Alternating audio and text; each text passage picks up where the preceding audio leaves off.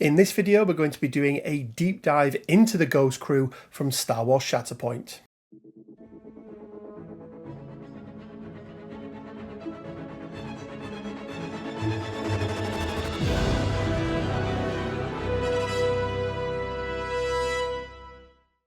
Hey guys, Rich from Rich Big Gaming. Hope everyone is doing fantastically well. Happy Friday and welcome to this another Star Wars Shatterpoint video. Now you guys really seem to enjoy the Bad Batch breakdown that I did, where not only did we look at the characters, but then we also jumped into some of the squad and strike team building aspects of it. So I thought we would do exactly the same for the Ghost crew, all the way from Spectre 1 through to Spectre 6.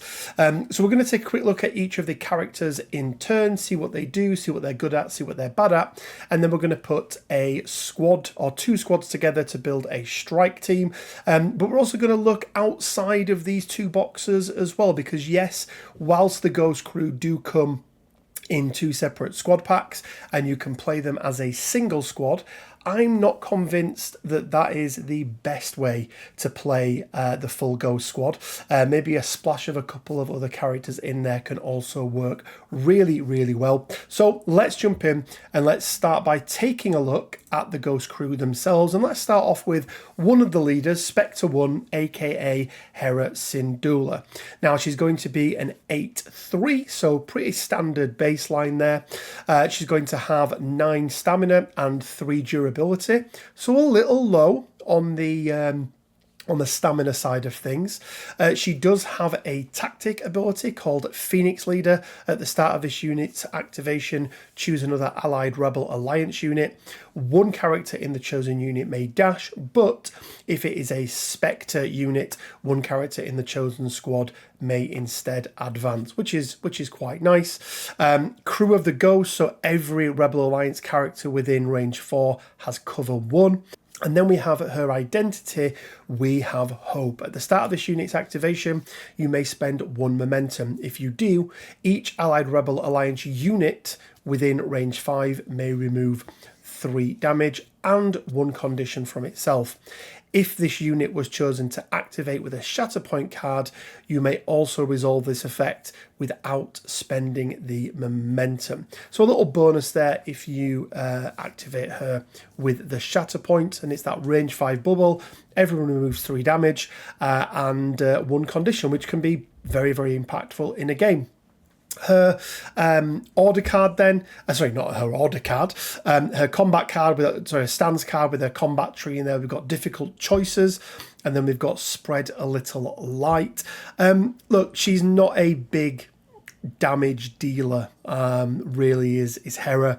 You know, that's really not what she's about. She's far more in the category, I would say, of being a supporting primary unit, which is fine. You know, I think it's absolutely fine. She does have the option on both of her cards to be able to access her only active ability, We Will Not Stand Down. So it would normally cost 2 force. Choose an Allied Rebel Alliance unit and an objective, an active objective. The chosen unit may remove 1 wounded token, all damage, and 1 condition from itself. Then the chosen unit gains an injured token, and 1 character in the chosen unit may dash towards the chosen active objective. So you are essentially swapping them from being in their wounded state into being in their injured state. Now, why is that good? Well, it's good because it means that they can now contest. That's really important. Hera has a really nice, easy way of being able to potentially take 2 victory points or have a 2 victory point swing during her turn, being able to claim 2 objectives.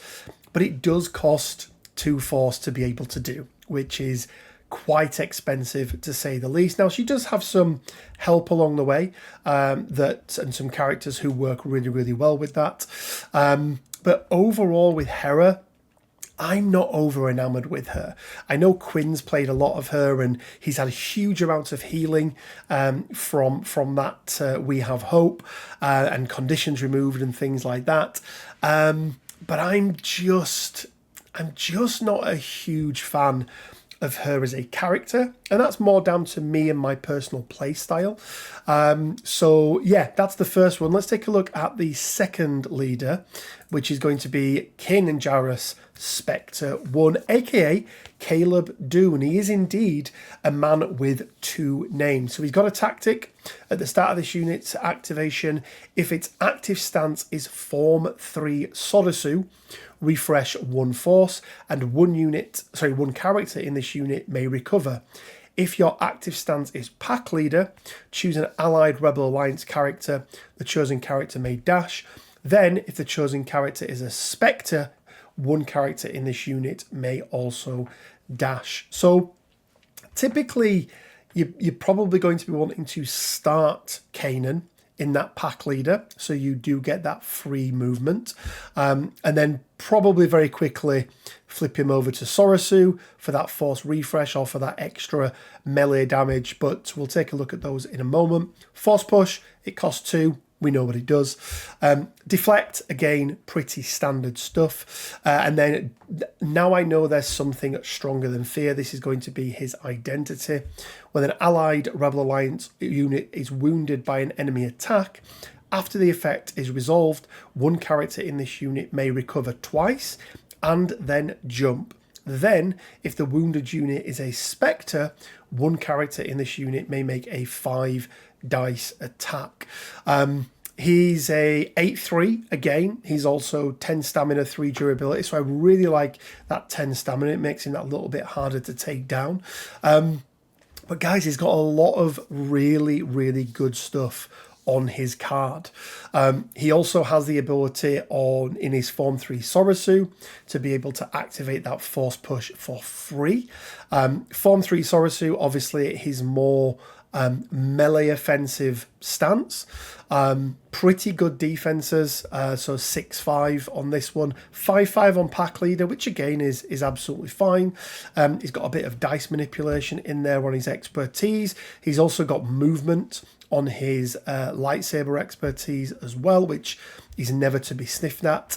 And yeah, overall, guys, he's got a pretty good package in terms of what he's offering, and definitely a character that we can build around as well. So let's move on to the 2 support units, and starting off we have got Sabine Wren Spectre 5. I really should have done these in Spectre order, but it wouldn't then have been primary, secondary and support, so apologies. So Sabine Wren, she's going to be a 4-point cost. My friends make the impossible possible. So again, it's another tactic, lots of tactics available to the Ghost crew. At the start of this unit's activation, choose another allied Rebel Alliance character. The chosen character may dash. Then, if it's a Spectre, it may gain a hunker. So lots of extra little things there. For Spectres, you're going to see this sprinkled throughout a lot of the characters. Then she's got 1 active ability. I'm going to add some fireworks to the celebration. Cost 1 force. 1 character in this unit may choose an objective, doesn't need to be active, within 4 and roll 5 attack dice. Each unit within range 2 of that objective suffers 1 damage for each expertise result in the roll. Then 1 character in this unit may jump. This is really nice. And the reason this is really nice is the fact that it's 1 force for a jump is really good, but the fact that you get this extra little thing in there as well. Now, you do need to be aware that it is going to damage your own units as well, but it's pretty damn good. I do like that. I forge my armor with my family. This is going to be her reactive ability. After this unit makes a move action, it may use this ability. If a character in this unit is within range 2 of another allied Mandalorian character or another allied Spectre character, this unit immediately makes a focus action. So this is Mandalorians, or apes stronger together as we like to call it, but it's got that extra Spectre in there as well. And this Mandalorian element is really something that we're going to take a look at and see how viable that is. She's then a daughter of Mandalore. So characters in this unit have protection and sharpshooter 2. So really synergizing nicely with that free focus action, meaning that she's going to be adding 3 dice in total when she does that, which is really good. And then additionally, when a character in this unit would dash, advance, climb, or reposition, it may instead jump. Do not underestimate how good this can be, especially when other characters are getting her to move. It means that she can get herself... she can disengage herself very, very easily. She can get to higher elevation much more easily as well, because remember, you can jump when you're engaged, but you can't climb when you're engaged. So it just gives her a huge amount of mobility. She is 8'2", which is on the lower side, but again, she does have that protection. So she's got that extra defensive capability in there. And then she's got her active tree, My Way. It's pretty decent. It's got access to 2 shoves on 3 results, which is not bad. And she only needs 3 results to get her free active ability, which is going to be I'm going to add some fireworks to the celebration. Only 6/6 and then 4/4 defensively. Again, even though she's got that protection, only a 4 stat line and only 8 stamina, even with that Beskar armor, she is a little bit lackluster when it comes to the defensive side of things. But even so, saying all that, I think she's an absolutely solid piece. And again, definitely a character that I think outside of the primaries who we can look to build, potentially, spoiler alert, our second squad around. So, rounding out our secondaries then, we have got Ezra Bridger, aka Spectre 6. Again, he's a 4-point cost. You've probably seen this, realise this now across the board. They're all 8 primaries, and then 4-point cost for your secondaries and supports. So Ezra Bridger, Spectre 6. He's also an 8/2. So again, a little bit lackluster with the defensive stat line. Force jump, spend a force, do a jump. It's pretty good. Unreliable informant, his second active ability. It's also going to cost a force. Choose an enemy supporting character within range 3 and roll a defense dice. On a expertise result, the chosen character dashes. Now you resolve this move so you can dash them where you want. On a block or a failure, the chosen character gains a pin. So there's always an upside to it, but, 1 force for a pin is kind of okay, but it has to be a supporting unit. Helpful Hand, it's going to be his only reactive.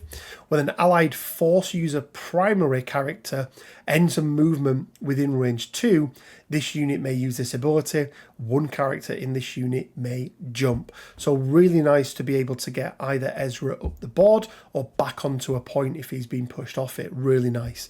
And then this is where it starts to get really good for Ezra. Thanks for doing the heavy lifting. When determining control of an active objective that a character in this unit is contesting, if there is a tie, this unit's controlling player takes control of the objective. There are so many things around elevation and how this works, but having this on a secondary character, we've seen it on support, where a supporting character is only a single model rather than the standard 2. I suppose less standard now. And we've also seen it on 1 primary as well, but having it on a support unit is very, very good indeed. I really, really like this. And then this helmet is property of Ezra Bridger. When a character in this unit wounds an enemy supporting unit with an attack, after the effect is resolved, gain an additional momentum. So you're getting 2 momentum rather than just the standard 1.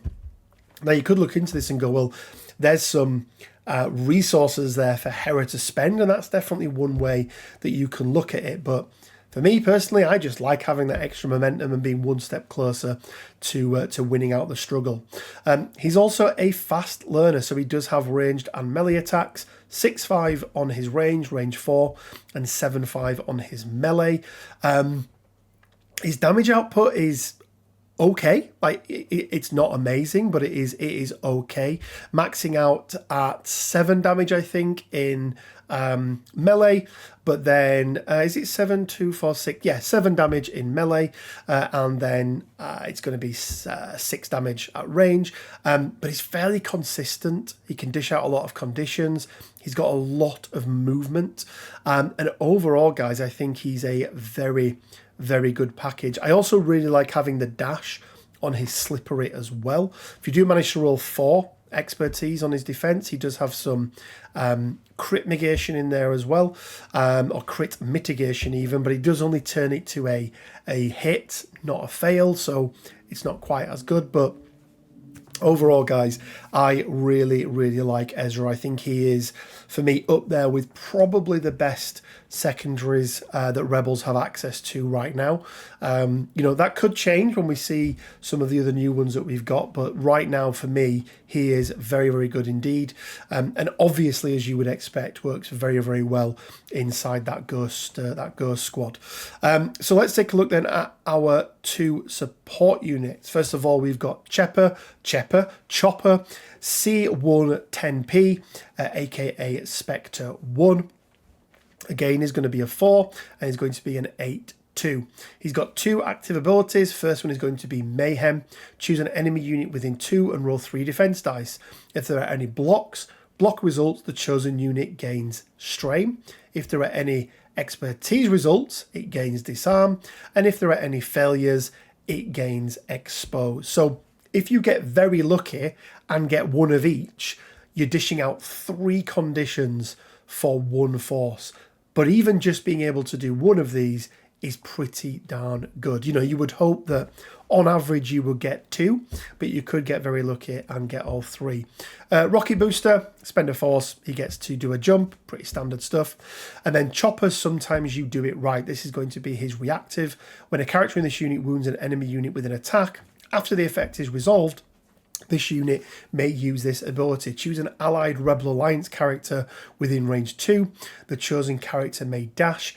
If the chosen character is a Spectre, it may instead reposition. So it's pretty nice. It's pretty nice. The problem here is that, and as you'll see from Chopper's card, him being able to wound a character himself is unlikely, but to finish off a character, absolutely possible. But it is still really, really nice.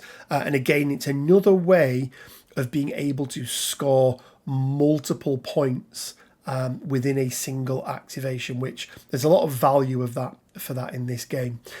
He has a sturdy construction.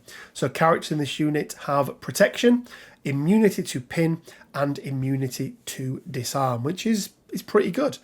And then is that one of ours, his last innate ability. While this unit's order card is in the order deck or in reserve, characters in this unit cannot be targeted with range attacks. We've seen this on quite a few of the droids now. Or at least that are not separatist battle droids. That'd be crazy. And I really like it. It's a way of them not being able to be taken out from afar. It means somebody needs to get up close and personal to him, which means that mayhem, you are probably not going to have to be able to move too far to get that off. Droid Rage. So he does have a range attack, but it is only range 3 and it is only 6. But he does also only have 4 defense. But again, because unless you're pulling him first, which you're probably going to put him into reserve, he shouldn't be too much of a problem. But then 8-5 on his melee. 5 defense for this little droid is just absolutely crazy. He's maxing out damage-wise at 1, 2, 3, 4, 5, 6, 7 damage. Which is quite nice at melee, and then 6 damage at range. And his expertise tree is pretty good, right? One expertise gives him 1 crit, 3 gives you a crit and a hit, and then 4 is going to give you either 2 crits and a pin, or 2 crits and an extra damage, depending on whether or not you are in melee or ranged. Sterner stuff. So he does have the reposition on 4, which is fine, but again, 1 for 1, 2 for 2, and then 4 for 2 with a little bit of something extra at the end. is absolutely fine. I think Chopper is a solid unit, and I think he can do some pretty good work on the tabletop. So then rounding them out, guys, we have got Zeb Orrelios, Spectre 4. Again, he's going to be another 4, but he is a 9/3. He is a supporting unit with 3 durability. But we have to remember, he is a solo, just as Chopper is. He is a solo support unit, meaning that it makes it that much more difficult for them to be able to take points, because you don't have two characters in the unit to be able to outnumber your opponent. So he's got, this is going to hurt pal, his first active ability. It's going to be 1 force. Choose an allied Rebel Alliance character in line of sight. One character in this unit may dash towards the chosen character. If the chosen character is a Spectre, one character in this unit may instead advance toward the chosen character. After the move is resolved, if one or more characters in this unit are engaged, this unit immediately makes a focus action. That can be really nice. And whilst things like this can be really good when they are tactics, I really like that this is an active ability, because it means that you can get yourself into a better position to be able then to move towards another Rebel Alliance or Spectre character. So really do like that one. We then have his reactive ability, or his first reactive ability, Lasan Honor Guard. And this is why he has that extra durability. When this unit becomes wounded, after the effect is resolved, this unit may use this ability. So one thing here is, whilst it costs 0, because you'll be wounded when you're using it, it will cost 1. So it will always cost 1. This unit gains 2 injured tokens. Then it removes 1 wounded token, all damage, and 1 condition from itself. So it's as if he's flipped back to his normal stance. Flipped is the wrong word, but it's as if he's reactivated.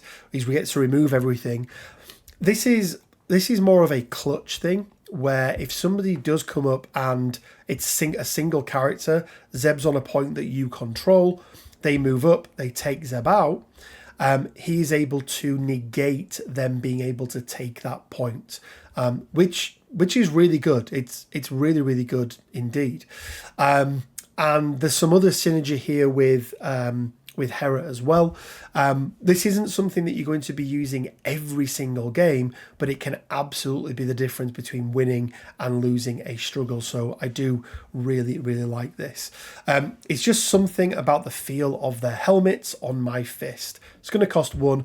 After a character in this unit makes an attack as part of a combat action, this unit may use this ability. One character in this unit may make a 5-dice attack, targeting a character in the same enemy unit. So you've made your attack, you've missed by a couple of damage, he gets to spend a force and do a 5-dice attack and try and do it again. So no issue with that whatsoever.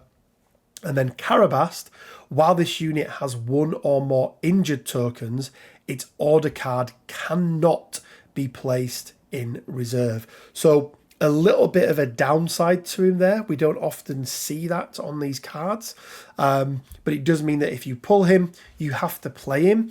But to be fair, Zeb isn't really the kind of character that I feel like you would have a wasted activation with. I think he can do some really good work. So I don't see that as being too much of a downside. And then rounding him out then, he is, of course, the Honor Guard Captain.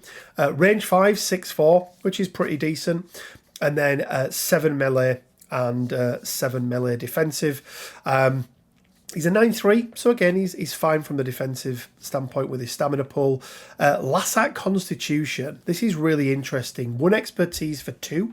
And then if you get 3 or more, it's going to be 2 blocks, but with 2 heals or 2 recovers, which is really nice indeed. He's also got access to quite a large, nice number of shoves. He only has 5 on his tree, so quite easy to get to the end for that reposition, especially in melee. You really want to be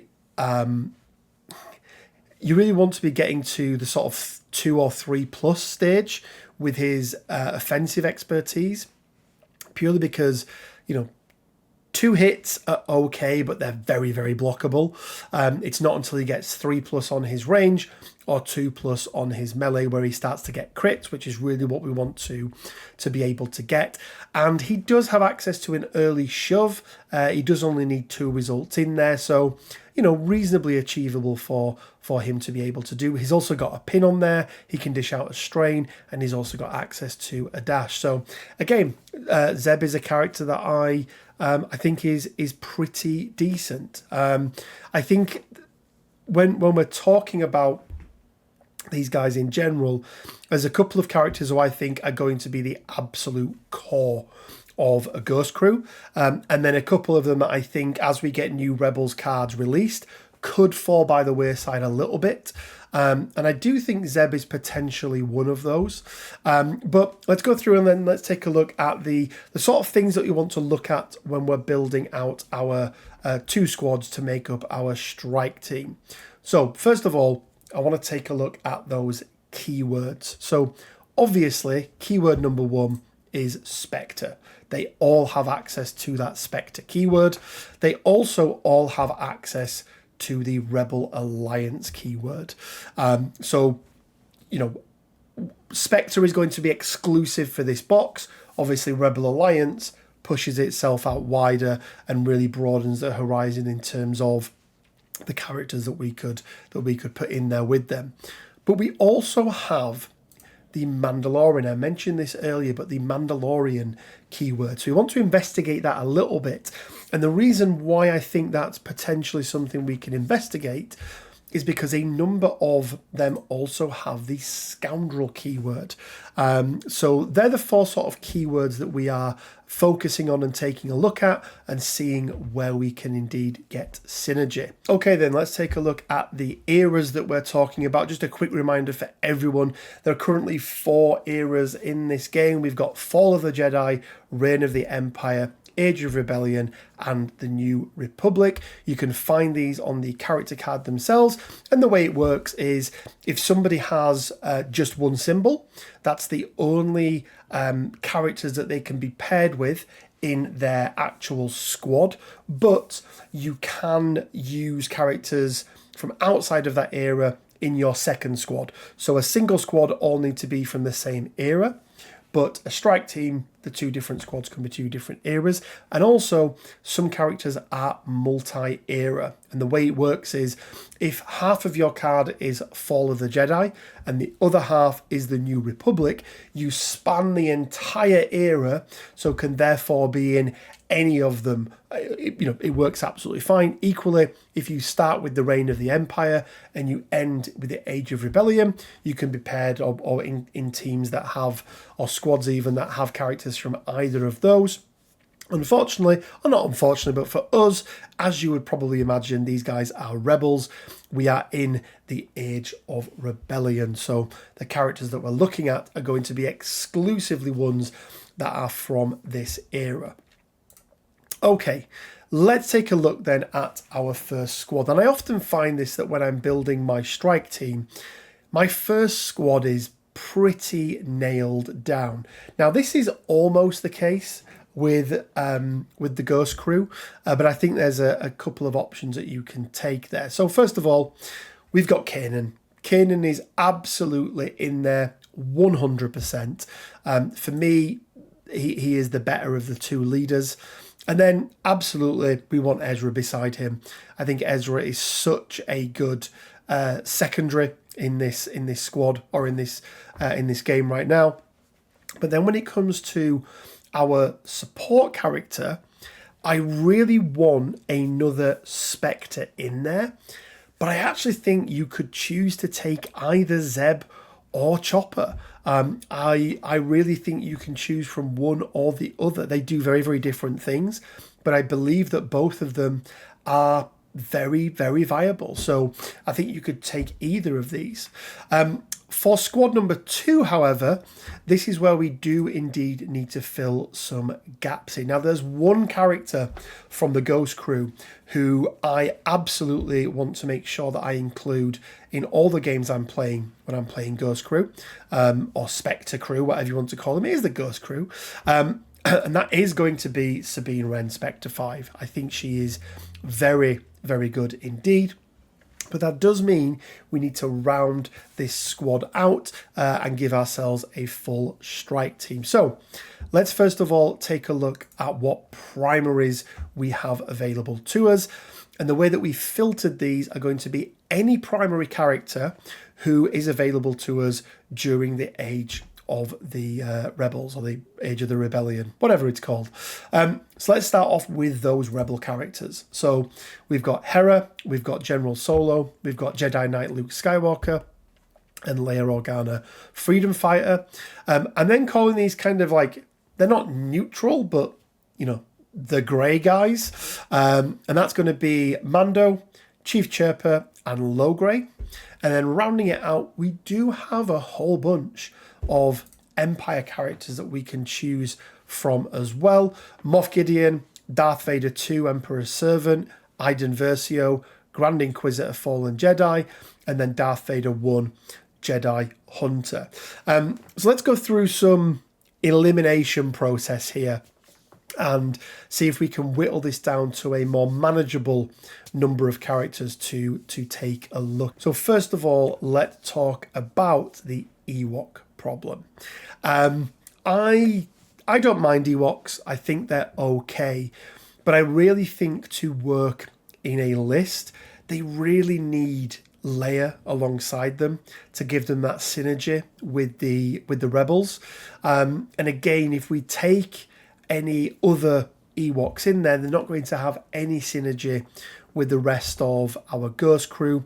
So unfortunately, the Ewoks are not going to be a viable option for us. Now, there are 3 leaders here from the Empire who all have identities that are absolutely reliant on taking either Galactic Empire or indeed Inquisitorial in the form of the Grand Inquisitor along with us to be able to maximize what we can do with them. So because of that, we're going to get rid of Moff Gideon, Iden Versio, and indeed the Grand Inquisitor. So that leaves us with 7 primaries that we can choose from. And I actually think that any of these primaries could potentially work. Now you may be thinking, well, that's crazy. You know, Darth Vader, Jedi Hunter, Darth Vader, Emperor's Servant. They're actually quite selfish characters. Yes, there's a little bit on the Emperor's Servant card that is Galactic Republic, but his identity isn't. And also Vader's Jedi Hunter's identity works with everyone, right? He also brings 4 Force, which is not to be sniffed at. Equally, Luke could be very, very good.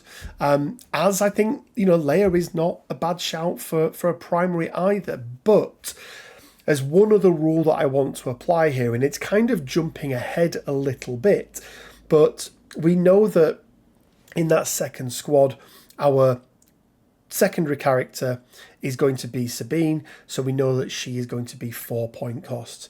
Now, if I fast forward ahead and I look at the supports that we've got available to us, there are really no, at least in my opinion, viable 3 cost supports that I want to take. The only ones that work with Rebels are going to be the ones that come in Luke's pack. So the bounty hunter version of Lando Calrissian, and then R2-D2, which I'm just not a fan of, or the Ewok Trappers, I think it is, which again, we're not running an Ewok list. Now we could, you know, you could get the synergy with, you know, with Leia, but I just don't think it's strong enough. So we're actually going to get rid of all primaries who are only bringing 7 squad points with them. So we want to make sure that we've got 8 squad points available for this. So it is going to leave us with Hera Syndula, who we've already broken down, General Solo, and the Mandalorian. And spoiler alert, guys, we're actually not going to consider taking Hera in this one. I think if we're building a more optimized list for the Ghost crew, I actually think General Solo or the Mandalorian are both better options for us. So let's take a quick look at their card. So let's start off with General Solo. Again, he's going to be an 8-3, so he brings that 3 force. He's got those 8 squad points that we need. He's got a tactic, then we'll do it real quiet-like. At the start of this unit's activation, choose another Allied Rebel Alliance character. If the chosen character's unit order card is in the order deck or reserve, each character in this unit and the chosen unit may advance. Otherwise, if you've already been with them and their card isn't in reserve or in the deck, they just get to make a dash. But either way, it's quite nice. Outnumbered, not outgunned. It's going to cost a force. It's reactive. After a character in this unit makes an attack as part of a combat action, this unit may use this ability. One character in this unit may make a 5-dice attack, targeting a character in a different enemy unit. So he has the ability to take down multiple characters in a single activation, which is quite nice. Let's keep a little optimism here. When an allied unit is wounded by an enemy effect, after the effect is resolved, this unit may use this ability. If your opponent has more momentum than you, gain a momentum. Now, it is going to cost a force, but in certain situations, it can be absolutely well worth it. It's not something you're going to do just out of hand every single time it happens, because you'll run out of force very, very quickly. But again, as a little catch-up mechanism, it can be quite nice. And then his tactic, which is the one that we really care about. Hey, it's me. Once per turn, when an enemy unit becomes wounded, after the effect is resolved, remove one condition from this unit. Then one character in this unit may dash. Once per turn, when an allied unit is wounded by an enemy character, after the effect is resolved, one character in this unit may make a 5-dice attack targeting the enemy character that caused the effect. So we're in a position where when one of our units gets wounded, if it was through an attack, we get not to only make this attack from Solo that has to target the character that caused the effect, but we also get to trigger Kanan's ability, which allows him to make an attack targeting any character on the board, which is really, really good. Really, really good. As long as they're a Spectre, that is. But Solos will work with everyone. So I really like it. I think it really makes your opponent think about what they want to do and whether or not they even want to try and wound you, because it can have some serious, serious repercussions. Let's take a quick look at his stance card. So he's got Gunslinger and Smug Scoundrel. Gunslinger is okay. It's 7 dice, but I actually think Smug Scoundrel is where he really excels. Yes, it's less damage focused, but he's still able to dish out 6 damage in total, versus the, 2, 3, 4, 5, 6, 7, 8 damage on Gunslinger. But just look at all of those things that he's able to dish out. He's got loads of recovers in there as well. He can dish out and expose. He can dish out pin, strain, disarm. He can't do them all at once. But 2 results for a shove, a pin, a strain, and a damage is pretty darn good. His defensive expertise is really nice. He doesn't gain any extra successes from it, but he does have a lot of dice manipulation in there. He can mitigate both crits and hits as well, which can be, again, really, really nice. And I think overall, Solo is a pretty solid choice when it comes to the Ghost Crew. I actually played against this the other night, and it was a really, really good setup that he had, and some really, really nice synergy. So let's take a look then at the other option, which is going to be the Mandalorian. Now, why is this viable? Well, the obvious one is Sabine with the Mandalorian, but as I mentioned, both Kanan and Ezra are also scoundrels. So let's just jump ahead a moment and take a look at This Is the Way. When an enemy character wounds another allied unit, after the effect is resolved, one character in this unit may recover twice and then may reposition. Then, each other allied bounty hunter, Mandalorian and scoundrel unit may remove one condition from itself and then gain a hunker. So this is going to work with not everybody on the board, It won't work with, it won't work with our support choice in our first squad, but it will absolutely work with Sabine, it will work with Kanan, and it will also work with Ezra as well. Yeah, Mando, he's another 8-3 character, pretty standard stuff. He's got 11 stamina, which is really, really nice. He doesn't have a tactic, but he's got an active ability, Clan of 2. It's going to cost 1 force. Each character in this unit may dash. Then, if all allied units within 2 are bounty hunter, Mandalorian, or scoundrel units, one character in this unit may immediately make a 5 dice attack or choose an enemy character within 3 and push it 2 away. This is just really, really nice. Getting the range 2 push is absolutely going to get somebody off the point in most cases, especially because you get to make the dash beforehand, so you can choose your angle correctly. And as I mentioned, we're going to have lots of options to be able to trigger that for us. Fearless and inventive. It's going to cost 1 force. When a character in this unit makes a melee attack as part of a combat action, before dice are rolled, this unit may use this ability. Add 2 dice to the attack roll for each enemy character other than the target that is not wounded and engage with 1 or more characters in this unit. So the more characters that are in and around Mando, the more dice he's going to be rolling. Do the magic thing. It's going to be reactive. After a ranged attack targeting character in this unit is resolved, this unit may use this ability. If it contained 1 or more failure results, the attacker suffers 2 damage. It's what we've seen on all of the Force users, or a lot of the Force users, but it's just a slightly different version of it because it's Baby Yoda doing it with the magic hand thing. Grogu, sorry, I do apologise. And then lastly, as we've already mentioned, we've got This Is the Way, which is going to be his identity. Let's take a quick look at his stance cards. We've got Bring You In Warm and Bring You In Cold. Let's start with Bring You In Cold, because on his armband sniper rifle, 4 expertise is going to get him 5 damage, which is absolutely crazy. He's 7'6" at range. He's 6'6" in melee.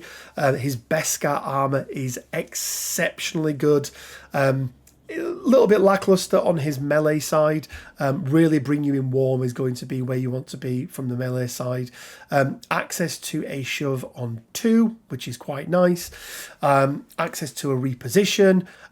He's got an extra shove, but right at the very end there, he can do an expose. He can trigger his active ability.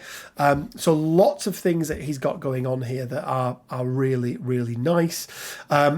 We then have the Bring You In Warm one, which as I mentioned is going to be more of his melee focus. So he gets an extra dice on his melee, but loses 1 at range. But remember all of those extra dice that he can potentially roll as well.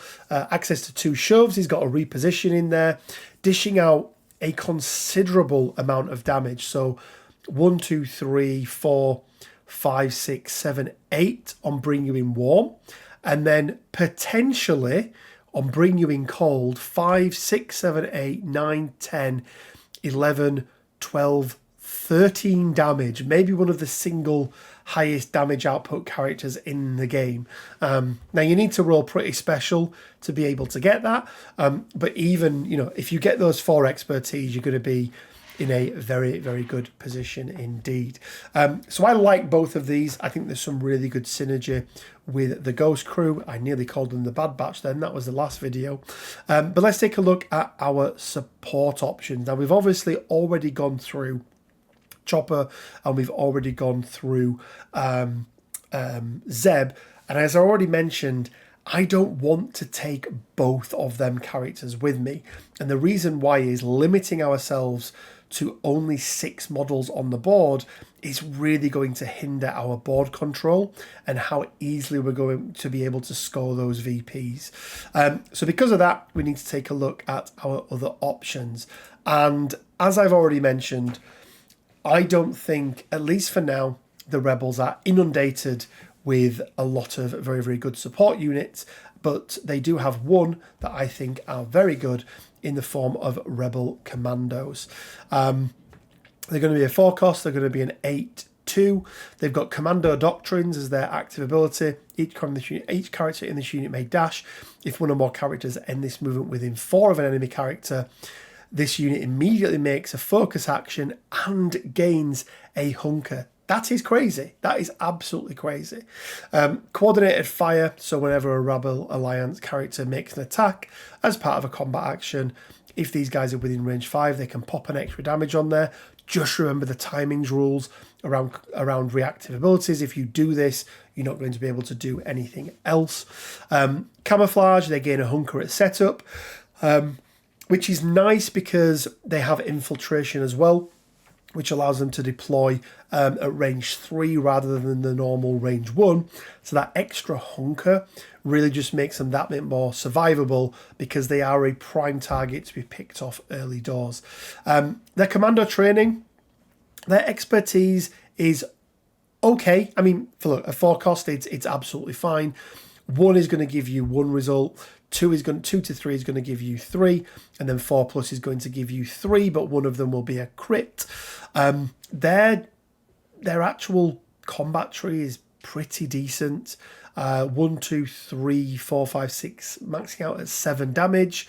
But obviously, there's 2 of them doing it, so 14 damage in total. 16 damage if you're using the combat knife, if they're in melee. But access to 7 dice is pretty nice. They've also got access to 2 relatively early shoves in the form of one in position 2, 1 in position 3. They've got reposition in there. They've got access to a lot of recovers in there as well, so increasing their survivability. So I really like these guys. I think they're very, very solid indeed. And then rounding it out, guys, bounty hunters. Now, obviously, bounty hunters, we're going to get some of that extra synergy with Mandalorian. We're not going to go through their card in detail. Yes, in isolation, these guys are not the best 4-cost in the game, but they can still do some work, especially with that Sharpshooter 2 or Impact 2. And I think they're a pretty solid choice for us to put into, a Mandalorian stroke Ghost Crew themed list. So let's take a look then at what our 2 squads could look like. So squad 2A, as we know, we have Sabine in the center of that, and our first option is going to be Han Solo. And if we're playing Han Solo, we really want to pair him with the Rebel Commandos. I think this is really, really solid, and I think probably right now this is the optimal list to run if you're looking to run the Ghost Crew. So that first squad that we put together, and I would probably say Zeb over Chopper in this situation, but I think really, really solid, can do some really, really good work, and that double trigger from Han and Kanan when you wound one of these guys can be absolutely devastating. So then, no surprises then for our second choice. It's going to be the Mandalorian, and then rounding it out with the Bounty Hunters. I think this is the lesser of the 2 at the moment, but I think it's got huge legs. I really want to see what we get when it comes to more Mandalorian support units. I think they could bring some extra flavour to this and could work really, really well. So I'm really looking forward to that Armourer pack and seeing how they work. So lastly then, guys, we need to talk about mission packs. And we do have 3 available to us now. Shifting Priorities in the core box, Sabotage Showdown that came with the little Hando themed box even, and then Never Tell Me the Odds, which is obviously the one that's alongside the release of the Rebels, all being Han Solo themed. I think that this team can actually perform fairly well on all 3 of these struggles, especially when we're taking the Rebel Commandos because of Never Tell Me the Odds. They do have the ability to deploy further up the board, meaning that they can get to additional points much, much easier. However, I am still not a fan of Never Tell Me the Odds. I think it is probably my least favourite of the 3 mission packs. And because of that, guys, I am going to be picking Sabotage Showdown as my mission pack of choice. And there we go, guys. That is a breakdown of all things Ghost Crew. Sorry for all of those Hera lovers out there. For me personally, she just doesn't really fit into my play style. And when I think if you start looking outside of that Spectre tag and start to look at other characters, I think Han and I think Mando offer some really, really nice alternatives. But as always, guys, let me know what you think down in the comment section below. Do you love it? Do you hate it? What are your thoughts on the Ghost Crew? Have you managed to play any games with them yet? I'm really looking forward to getting them on the real tabletop. Very much looking forward to that. And I'm also really looking forward to painting them up as well. Maybe we'll even do some live stream painting sessions when they come out. We're going to leave it for there, guys. Hopefully you've really enjoyed this video. We're almost at the hour mark, so apologies for this one being a little bit longer, but I think it warrants it when we're doing these deeper dives. I really do think that it warrants it.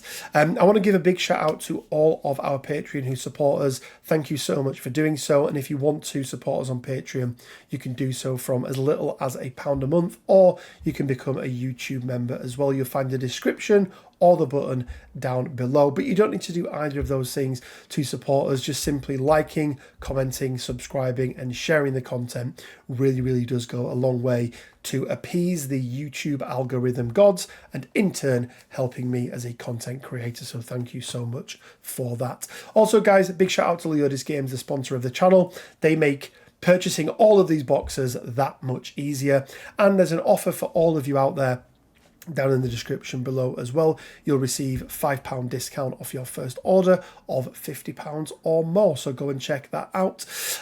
Guys, also go check out the Discord. We're going to be announcing our next Shatterpoint event in the next week or so, so if you want to take part in that, try out some of these new characters, then head on over there and check that out. And as always, guys, it leaves me with just enough time to say stay well, keep safe, and until next time, may the force be with you.